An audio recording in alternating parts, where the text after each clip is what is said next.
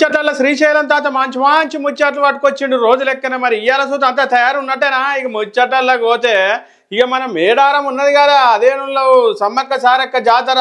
ఇక సమ్మక్క సారక్క జాతర వస్తుందనగానే ముందు ముందు అంతా చదువుతారు అన్నట్టు. చదువుడు అంటే ఆ రోడ్లు ఏంది, ఆ కథ ఏంది, అక్కడ గుడిసెలు ఎట్లా, టెంట్ ఎట్లా, ఇవి చేస్తారు కదా.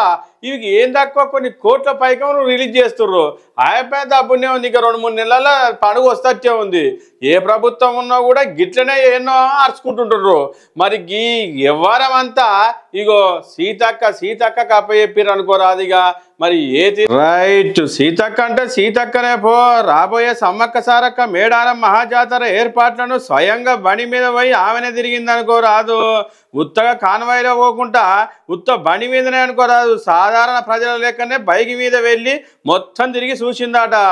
మంత్రితోటి స్థానిక అధికారులు కూడా ఉన్నారు ఇంట్లోనేగా.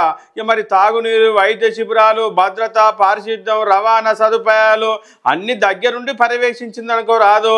మేడారం జాతర ఆధ్యాత్మిక విశ్వాసంతో పాటు గిరిజనుల ఆత్మగౌరవానికి ప్రతీక అన్నట్టు.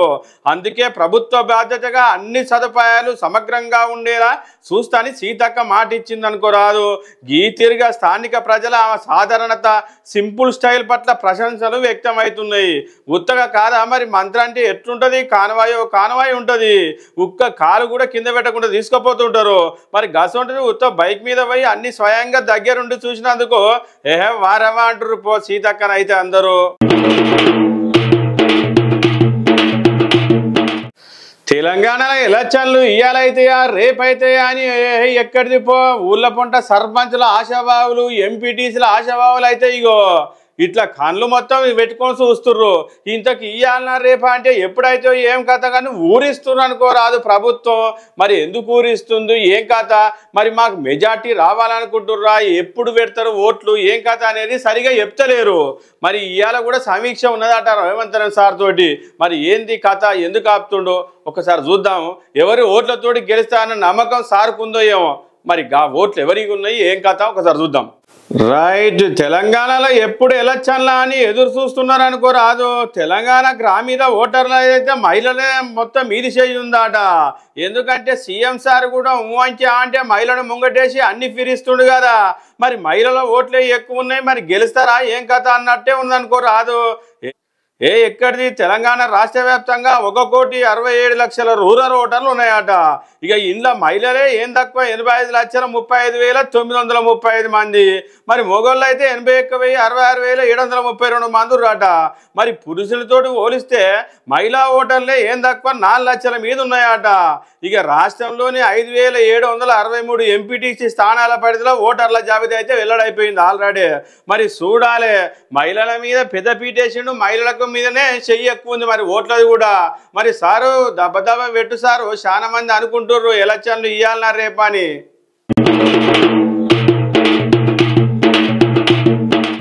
అరే ఇవాళ కాలము ఏది పోతుంది, ఏం కథ ఏం అర్థమైతే లేదు.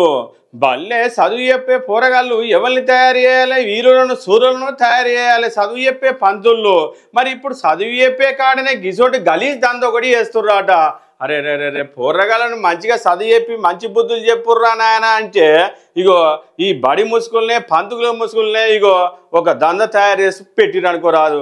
మరి ఆ దంద ఏం కథ, పనికి వచ్చేదా కాదా, ఇది ఏడా ఏం కథ ఒక్కసారి అరుచుకుందాం మరి. రైట్, హైదరాబాద్ నడిబొడ్డున డ్రగ్స్ తయారీ, బ్రేకింగ్ బ్యాండ్ సిరీస్ తరహాలో స్కూళ్ళలో డ్రగ్స్ తయారు చేస్తుర్రట ప్రిన్సిపల్ సారు. బోయిన్పల్లిలోని మేధా స్కూల్లో డ్రగ్స్ తయారు చేస్తున్న స్కూలు డైరెక్టర్ జయప్రకాష్ గౌడ్. ఇదేం పోయే బుద్ధిరా నాయన, పోరగాళ్ళని మంత్ చదువు చెప్పుర్రా అంటే ఎవరు పట్టుకోరానా ఎట్లా? ఏకంగా దుకాణం ఇసుకోలేనే సురువు చేసిర్రు. ఏం తక్కువ 7 కిలోల డ్రగ్స్ అంటే 20 లక్షల సాధనం చేసుకుర్రాట. ఇక రూమ్ నెంబర్ 6తో పాటు మరో 2 గదుల్లో డ్రగ్స్ తయారు చేస్తుర్రాట. ఆ 2 గదులను ఎప్పటికీ క్లోజుల్లో ఉంచే డైరెక్టరు ఎందుకో పోరగాళ్ళకైతే అర్థం కాలేదట. కెమిస్ట్రీ ల్యాబ్లో 8 రియాక్టర్లు, 8 డ్రైయర్లు పెట్టి డ్రగ్స్ తయారు చేస్తుండట. ఇదన్నట్టు మోసం. ఏం తక్కువ 130 మంది పిల్లలుండే పాఠశాలలో గుట్టు సప్పుడు కాకుండా గిట్ట డ్రగ్స్ తయారు చేస్తుర్రు. పోలీసులు మొత్తం మీద అయితే పట్టుకురు అనుకోరాదు. ఓ అవ్వయ్యలు మీరు కూడా జర గమనిస్తున్నారే, పోరగాళ్ళు బడిపోతుర్రా, ఏం చేస్తుర్రు, ఏం వ్యవహారం అనేది. గిట్ల హైదరాబాద్ నాటిపోతున్న గిట్ల తయారు చేస్తుర్రు దొంగ బజబాయిగాళ్ళు.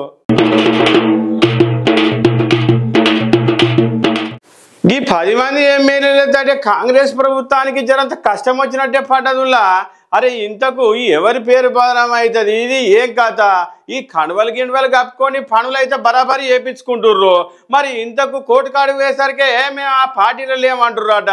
ఇంతకు ఇది ఎవరు నీరుకిచ్చే బదనాము, ఇది ఏం కథ? ఒదికే బీఆర్ఎస్ పార్టీలనే వాళ్ళు మా ఎమ్మెల్యేనని వాళ్ళు అంటుర్రు. ఇంతకు కాంగ్రెస్లనే ఇద్దరికి కయ్యం వచ్చి పడ్డదట. మరి ఆ కయ్యం ఏంది, ఏం కథ? ఒకసారి చూద్దాం పరి. రైట్, జంపింగ్ ఎమ్మెల్యేల వ్యవహారంలో రేవంత్ ప్లాన్ కు మహేష్ గౌడ్ అడ్డం పడ్డట్టే ఉంది. బీఆర్ఎస్ పార్టీలోనే ఉన్నట్లు చెప్పమని జంపింగ్ ఎమ్మెల్యేలకు రేవంత్ దిశానిర్దేశం చేస్తున్నాట. మరి ఇదే చిత్రంలో వారంతా కాంగ్రెస్ పార్టీలే జైన్ అయ్యారని మహేష్ గౌడ్ సంచలన వ్యాఖ్యలు చేస్తున్నారు. వీళ్ళిద్దరి మధ్యలోనే సంగతి లేదు. అసలు ఏం నడుస్తుంది, ఏం కథ ఇది? బీసీ సీఎం చర్చ ఊపందుకోవడంతో రేవంత్ రెడ్డికి పోటీగా వస్తున్న మహేష్ గౌడ్ వ్యాఖ్యలతోటి జంపింగ్ ఎమ్మెల్యేలపై అన్వరవేటు పడే అవకాశం అయితే ఉన్నట్టయితే కనబడుతుంది. తప్పించుకుంటున్న జంపింగ్ ఎమ్మెల్యేలకు అడ్డంగా బుక్ చేస్తున్న మహేష్ గౌడ్. అసలు ఏంది కథ, ఎటు పోతుంది? ఈ ఇద్దరి మధ్యలో మంచి సఖ్యత లేదా ఎట్లా? ఒకవైపు న్యాయ నిపుణులతోటి రేవంత్ కుస్తీ పడుతుండు, మరోవైపు రేవంత్ ప్లాన్ కు మహేష్ గౌడ్ గండి కొడుతుండు. ఈ ఇద్దరు ఒకే మాట మీద లేకపోతే ప్రమాదంలో కాంగ్రెస్ పార్టీ పడుతుంది సార్లు. మరి చూడుని మరి.